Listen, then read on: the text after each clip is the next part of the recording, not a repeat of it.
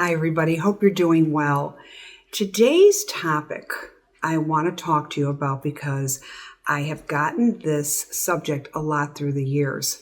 Why are parents and children estranged from each other? Now, I have a very, very dear friend, Julie, who I just respect and cherish so much. She brought this to my attention because she was at the hairdresser's and she overheard a lady talking to her hairdresser, saying that her daughter doesn't speak to her, doesn't want anything to do with her, and she doesn't know why. And her hairdresser says, well, is there something you did? She goes, honestly, I'm dumbfounded. So it caused her to think about it. And Julie said, I really think you should address this, Susan, because this is something that I'm hearing more and more. And I agree. Julie, you are spot on as always. I love you. So thank you for bringing this up to me. I have had clients throughout many, many years talk to me about this. And it's a really, really hard thing to understand and grasp. There's many reasons why. Sometimes your kids just don't get along with you, or they don't like your views, or they just want to stay away because they feel more peaceful without you. I know it's a hard thing to say, but in many cases, very true. Sometimes our kids can become different people in our presence. I don't think parents mean to do that, but it's real all the same. Sometimes our children will marry spouses, and their spouses will start pulling them away for various reasons. Maybe they're very jealous that you had a very close relationship with, your son or daughter, and they don't like it. And the parent will start seeing things, and the parent will start actually trying really, really hard to be nice to their daughter-in-law or their son-in-law, but it's not really playing that out really well. And I always tell the parents, don't be mad at your daughter-in-law or your son-in-law. I can understand the deep hurt, but it really stems from your son or daughter. They just can't stand up, or they know the relationship that they've had with you over the years, and they should try to cherish that. But some kids are very non-confrontational. They just don't want to deal with it, or they have to live with their spouse, and it's just better to make peace. So what is the parent to do? Fortunately, take a step back. It's a really hard thing to say, and I have said this many times to my clients. If you have done everything you can and it's still not working, as hard as it is, do take the step back. Now I'm going to switch it. I'm going to flip it over. What happens if you have a mother or father that is just really getting under your skin and they are complete misery? I get that too.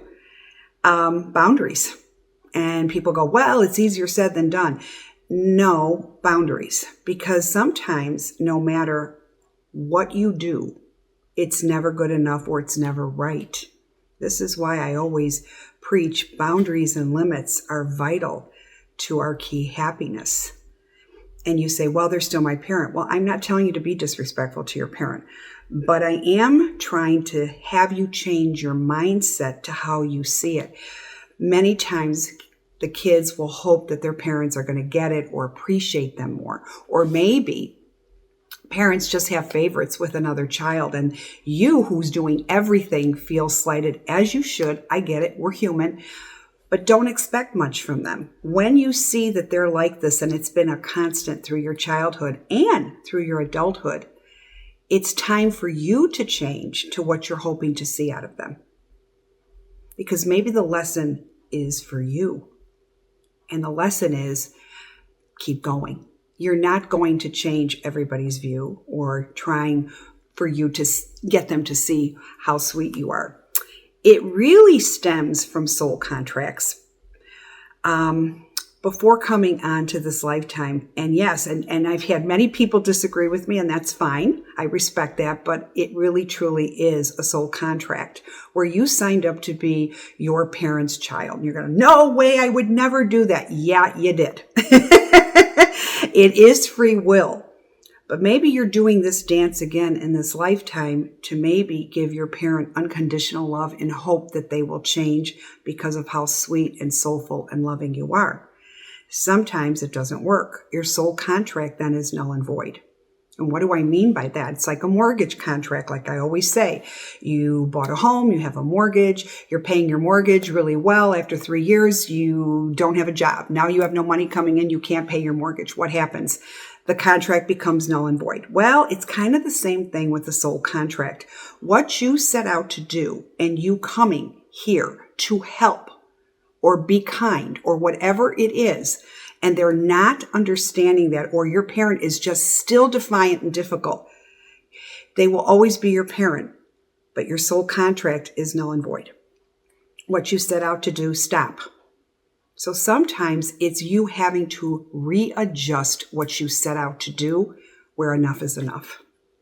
There are many reasons why estrangement is happening. It really is. Sometimes you haven't done a thing and people just don't want to be around you.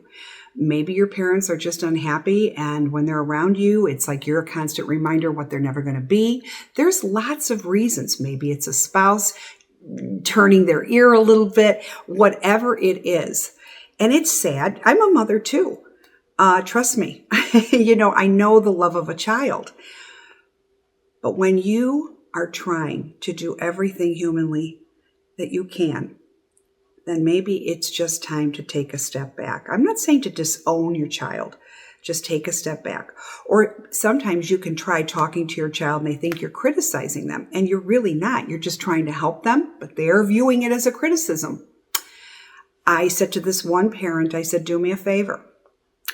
I want you to call up your daughter, and I want you to say, from here on in, I am not going to voice my opinion. And if you want my opinion, I am always here for you, and I will be happy to help guide you in any way. But I don't want you to think I don't care. I'm just not going to voice my opinion. If you want it, ask, and I will humbly give it to you. So the mother said, that's a good idea.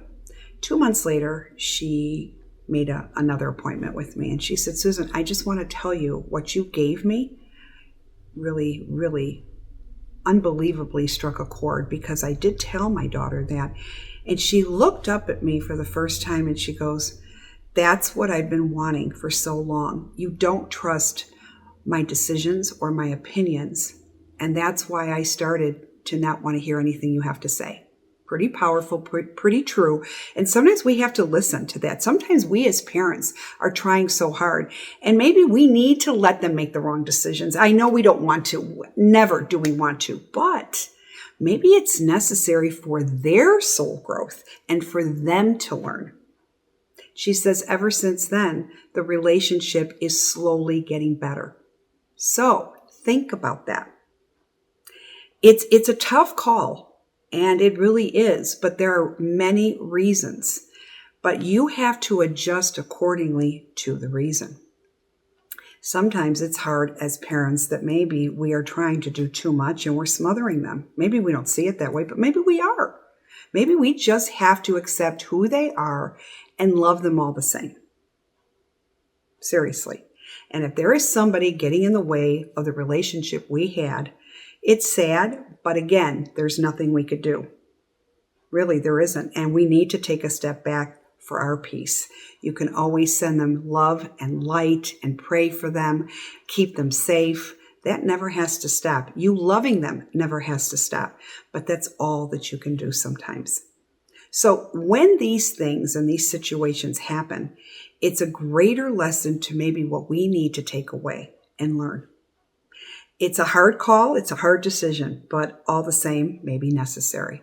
I hope that this has given you food for thought. Julie, I thank you from the bottom of my heart for raising this subject, because you're right, it's highly needed, and I think there's a lot of people that needed to hear why.